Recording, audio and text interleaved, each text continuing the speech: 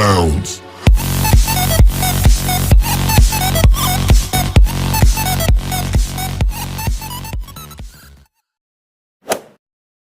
Сәлем достар, мен Bekzat, менің арнама қош келдіңдер. Бүгінгі видео влог, яғни менің осы оқу жылындағы ең алғашқы влогым.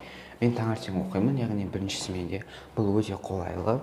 Себебі менің обедтен кейін көп уақытым болады, ал түсте оқыған кезде менде дым уақыт болмайды. Сондықтан қазіргі кезде менде уақыт бар, видео түсіруге де сабақ оқуға да жақсы жетеді. Бүгін сағат 6:30-да тұрды. Остановкаға бара жатырмын автобусқа міну үшін. Мен кеше кеш қалғандықтан, бір рет кеш қалған болатын. Соны ойлап, бүгін мен ертерек шығып жатырмын.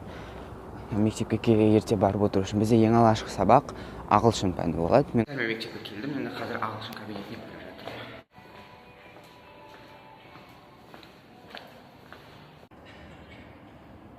Міне біздің мектеп.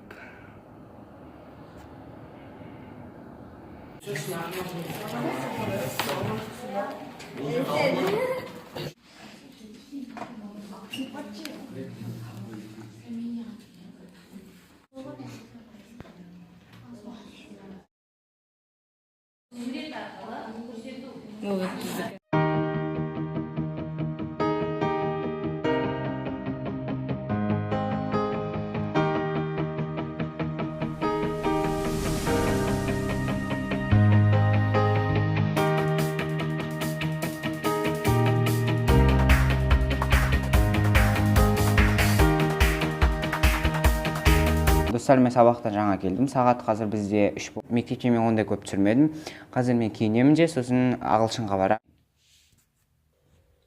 Қазір су ішемін де далаға қарай, яғни автобусқа шығатын боламын. Ағылшын менде қазір 3:30-да басталады, бірақ қазір сағат 3:03-ке дала бізде шағын.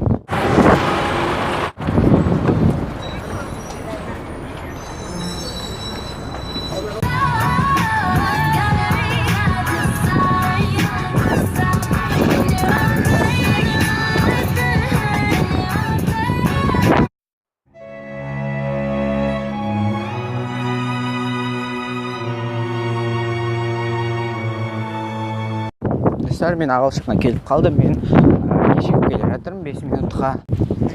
Менің ағылшыным ана 32-ші домда.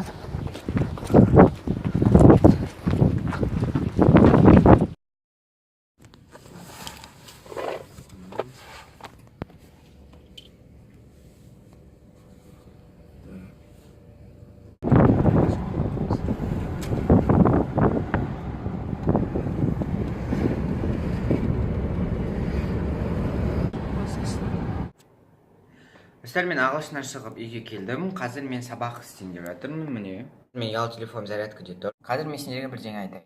Менің мектебімнің апайларының барлығы әділетсіз, яғни бағаларды әділетсіз түрде қояды.